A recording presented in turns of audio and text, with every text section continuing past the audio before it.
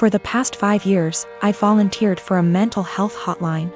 I'm deeply passionate about the hotline's work, and I've devoted huge amounts of time and energy to answering calls, training new volunteers, and fundraising. I've become close friends with many of the people I volunteer with, and I get a lot of joy out of helping people who don't have a lot of other support in their lives. I love this organization. I can't imagine my life without it. Today, the head of the organization sent out an email announcing that they've hired a new volunteer coordinator. The girl who relentlessly bullied me in high school and made my life a living hell. I was completely blindsided. I moved across the continent after graduating from high school, and I have no idea how or when this girl moved to my city. I doubt she applied for this job to deliberately antagonize me, since we've had no contact since graduation and all volunteers are anonymous. So it's just a terrible coincidence. But it still means I'm going to have to be working with a person who was unbelievably cruel to me. I really don't know what to do. Obviously, all of this was a long time ago, and it's possible she's cleaned up her act since high school. But I still hate the idea of even being in the same room as this girl. I've had her blocked on every platform for, wow, over a decade now. It looks like my only options are to A, tough it out and deal with this person coming back into my life, or B, quit the hotline after 5 years of service. I went for my regularly scheduled afternoon shift at the hotline, and the girl just happened to be there for some kind of orientation. I wasn't expecting her to be there, so I initially just kept my head down and ignored her. A little while into the shift, she came over to introduce herself, and genuinely didn't seem to recognize me. I've cut my hair and gotten glasses since high school, so that could have been it. It was a very brief interaction, and I didn't say anything to her in return, just nodded and smiled. After she left, I asked my shift supervisor if I could speak with her privately. I followed some of the advice here, just letting her know that I have a history with this person and I'm not comfortable working with her directly. The shift supervisor was very understanding and said that she could arrange for me to only serve shifts when the girl isn't supervising. She also offered to let me schedule my shifts through her instead of through the girl, which I appreciated. Unfortunately, it seems like there will be an unavoidable level of casual interaction, given that the girl is working in the facility on a full-time, 9-to-5 basis. I think I'll be able to stick it out for now, but we'll see. The shift supervisor did ask me what I wanted to tell the girl. Vis-a-vis an excuse for my not wanting to be on shift with her, but I couldn't think of anything to say. So I left it up to her. My fiancé Ollie and I have been together for 4 years, living together for 2, recently got engaged. Our relationship has been great for the most part. One of the few things we disagree on is animals. I love animals and Ollie feels indifferent towards most animals. To give a little background about me, I've always been an animal lover. Throughout my childhood, my mom hated animals, especially dogs. My mom never let us have any pets, and she used to tell us that once we were adults we could have whatever animals we wanted. When I moved away for college, I lived on campus for 4 years, and therefore couldn't have any pets. I've wanted a dog for as long as I could remember, but up until recently it wasn't in the cards for me to have a dog. Ollie and I currently live in a not-so-pet-friendly city for renters. I always lived in apartments that never allowed pets, even with a pet deposit. When Ollie and I met, I told her about wanting to get a dog someday. Ollie told me that she doesn't like a lot of dogs, but would be open to the right dog. This was in the very beginning of us meeting. I basically made it really clear that I will own a dog one day. Throughout our relationship, I would occasionally bring up wanting a dog. Ollie would remind me that our apartment doesn't allow for pets, which was true. Ollie and I agreed that once we moved into a place that allowed for pets, we would look into getting a dog. About 2 months ago, Ollie and I moved into a house just outside of the city we work in. The house is a good size for the 2 of us, plus extra. The landlord is pet-friendly, and the house has a huge, fenced-in yard. It's a much more residential area, and there's a dog park about 3 blocks from the house.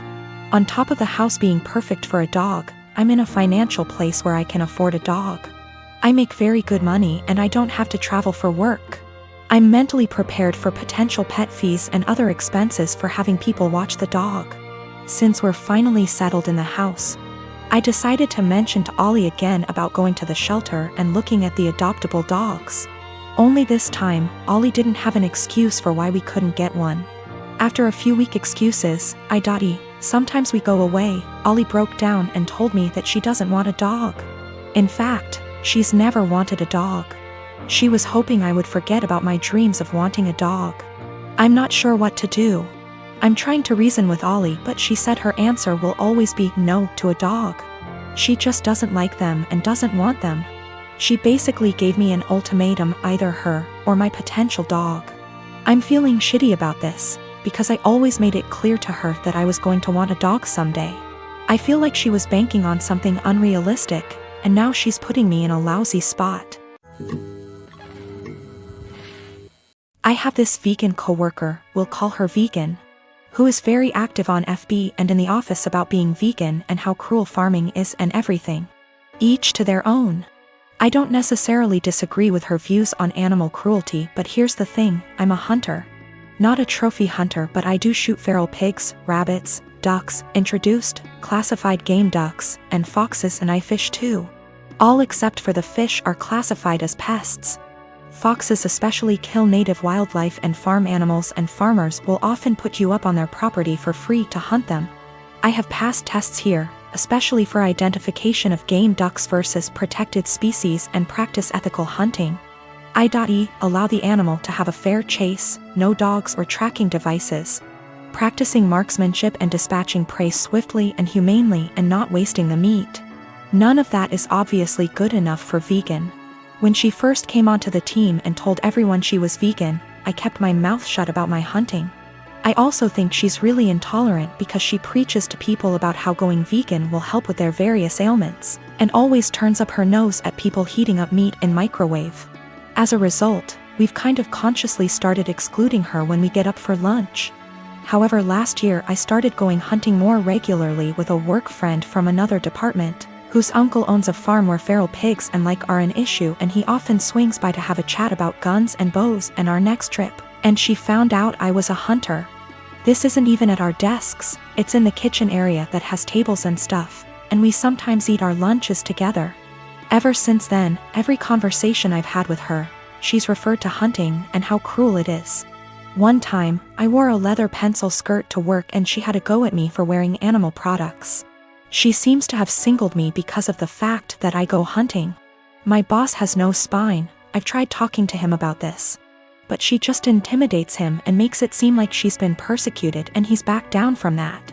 She even tried to get a vegan shelf in the fridge and tried to rope in some Hindu vegetarian guys to do that, but they pointed out that they use milk and cheese and honey in their cooking.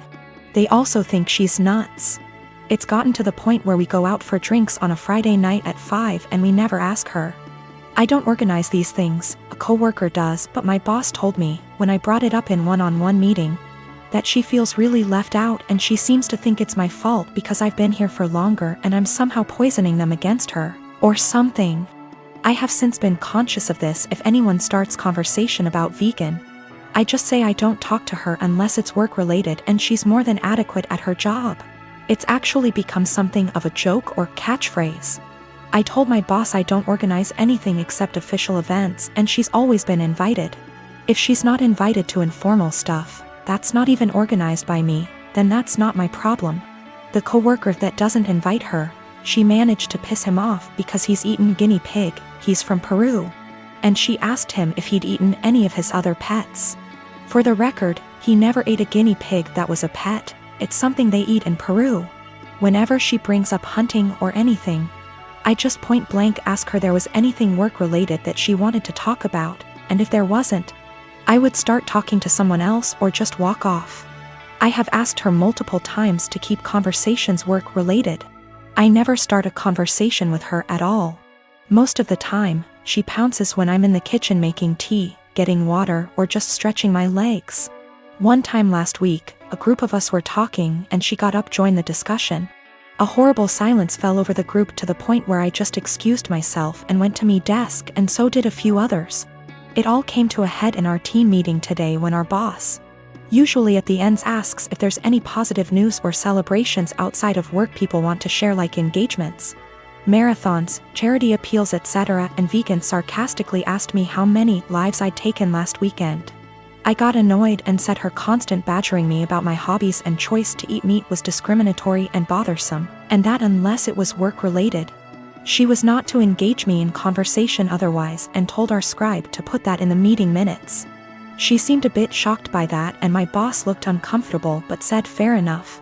I thought that was the end of that, but the right before our boss went to close the meeting, 2 other coworkers also put their hands up and asked Vegan to only engage them in work-related discussions, and that they were also uncomfortable being given non-medical health advice pertaining to their choice to consume meat and their diets.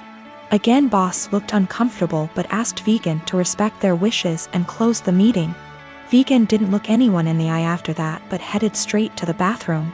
My boss was trying to get one of the coworkers to see if she was okay, and I think one of them eventually checked up on her, but she was in a cubicle and asked to be left alone. She eventually came out and asked my boss to leave early, which she did. I feel awful now. She embarrassed me in front of my team with the "lives taken" comment, so I pushed back, but I am caught between not wanting her to miserable and not wanting anything to do with her at all. A few of my coworkers and I ended up in a proactive conference call after this with HR, who basically said that always been subjected to unwanted advice and jabs about eating meat was not okay, but some mediation was in order to ensure cut the tension in the workplace. The HR rep then called my boss, who explained what happened in the team meeting and complaints that we'd made one-on-one etc., but then he went into a meeting room and didn't hear the rest of discussion. I don't know what to do, assuming she comes into work tomorrow, or if I should even talk to her at all. Since my wife and I got married 3 years ago, things have been off. I know that people grow and change with time, but around our wedding, my wife changed drastically. She bleached her dark brown hair blonde right before the ceremony, and I honestly thought I was in the wrong church for a split second when she came down the aisle. We moved into our house right after the honeymoon, and she went into full domestic mode. We'd shared cleaning duties before, but once we moved into the house, she became insistent on doing everything before I could even get to it. Since this is our first house, I thought it was some kind of homeowner nesting thing, but it never stopped. Her hair color is none of my business, and I think most people would be happy not to have to clean. So I honestly didn't really think much of either of those things at the time. The big thing has always been how closed off she got after the wedding. When we were dating, she'd tell me long rambling stories about her feelings and rant to me when she was upset and all that. And I liked hearing about what was going on inside her head. After the wedding, that stopped pretty abruptly. If I ask her how her day is, she will only ever tell me that it was fine or super. She doesn't talk to me about her feelings anymore, ever, even when I explicitly ask, "How do you feel about X?" She also stopped telling me about anything important that happened to her. About a year after we got married, her grandfather died. Did she tell me she'd lost her grandfather? No. She told me that she had to go to a conference for work on the other side of the country, which I thought nothing of. On the second day she was gone, her older brother texted me to tell me that my in-laws had really missed seeing me at the funeral. When I called her to ask why in the ever-loving hell she didn't tell me, and then lied about it, all she would say was, "I didn't want to trouble you. You have a lot on your plate." After that, she went on a couple of spontaneous family trips. She's really close to her family, so the first time she said she was going camping with her brother at their alma mater, I didn't think a lot of it other than to be slightly disappointed and confused that I wasn't invited, because her brother's cool and the 3 of us go camping together a lot. But the second time, I started hearing alarm bells. I'd like to say I'm a more secure man, but after the second spontaneous family trip, my wheels started spinning and I started to think that maybe she was cheating. This was a weird insecurity in the back of my mind for a while, since she wasn't showing any other big signs of cheating. She wasn't guarded about her phone and hadn't changed her routine / appearance. A few weeks ago, she told me she was pregnant. I was over the moon about it until I asked her how many weeks along she was, and she nonchalantly said about 12 or 13. She'd been pregnant for like 3 months before she even bothered to tell me. She's not really showing at all, and she doesn't usually drink, so I had been completely in the bloody dark. I honestly hadn't even suspected. That was kind of it for me. I was sure she was cheating, and that it wasn't my kid. I thought there was no possible way that a woman would keep her pregnancy a secret from her husband for 3 months. So I snooped. Yes, I know I was wrong, but I wanted proof that she'd been having an affair before I moved out. One of my best buddies from college is a divorce attorney, and when I asked him what I should do, he sent me the info for a key logger. I installed it on my wife's laptop and was prepared for the worst. Now, I feel like what I found is somehow worse than her cheating. I didn't find any steamy messages, but I found out that she keeps a diary in a Word document that she writes in every day. I know I should have just stopped once I knew she wasn't cheating, but once I saw my name in her diary, I couldn't stop. I read all of it. All 7 separate documents, going back to way before we'd even met. Turns out she's not cheating. She's depressed, hates herself, and has absolutely no trust in me. All of the stuff I've been confused and bothered by has some kind of sad, self-loathing explanation. She hates having blonde hair, but she writes, "I know he'd divorce me if I went back to being a brunette. Because wives are supposed to be blonde almost every week. The wives are supposed to be thing is tangled up in everything." She thinks wives are supposed to be quiet, which is why she doesn't talk to me anymore. She thinks wives are supposed to make things easier for their husbands, not harder. Which is why she didn't tell me when her grandfather died. It just goes on and on and on. She didn't tell me when she got a huge promotion and a raise because he'd leave me in a heartbeat if he knew I made more money than he does. Men can't handle that. It hurt to know that she thinks of me as some kind of one-dimensional 1950s husband. And I've been racking my brain to think of anything I could have done to make her think this way. What I can't handle is that she'd lied about the big stuff. I honestly don't know if I can forgive her for not telling me about the miscarriages. The spontaneous family trips were actually her miscarrying 2 of our children, one at 5 weeks, the other at about 10. She went and stayed with her parents while she was recuperating, and her brother and sister came to support her. But not me. I didn't get to be there for her, because she thinks I would leave her immediately if I knew that she'd killed our children. She's convinced that she caused both miscarriages because she smoked pot for a long time before we got married. For what it's worth, it sounds like her family tried both times to get her to tell me, but she wouldn't. She finally told me about this pregnancy because her parents threatened to tell me she didn't. I'm just absolutely confused. I don't even know what to think right now. I'm just so baffled because everything she says about me in her diary is insanely nice. She goes on for pages and pages about how much she loves me and how she thinks I'm her soulmate and how she would do anything for me. I just can't understand why she thinks that I would leave her. Knowing that she's spent the last 3 years walking on eggshells around me, convinced that I would leave her at the drop of a hat is just so confusing and awful. I feel like our marriage is some kind of lie. The woman I thought was self-confident and ready to take on the world is actually full of self-loathing and really, really depressed. I don't know her at all. She's been suffering silently with depression long before we met. She has no faith in me, no trust. She thinks that every hug and kiss I give her and every "I love you" I say is a lie. I just don't know what to do. She obviously needs serious help, but I don't know how to get it for her. I can't tell her that I read her diary. If she has zero trust in me now, I can't even imagine what she'd think if she knew if I read 6 years worth of her private thoughts. I feel like I need to get my in-laws on board somehow, but I don't know what to say to them. I know I can't ignore this, but I feel like any move is the wrong move.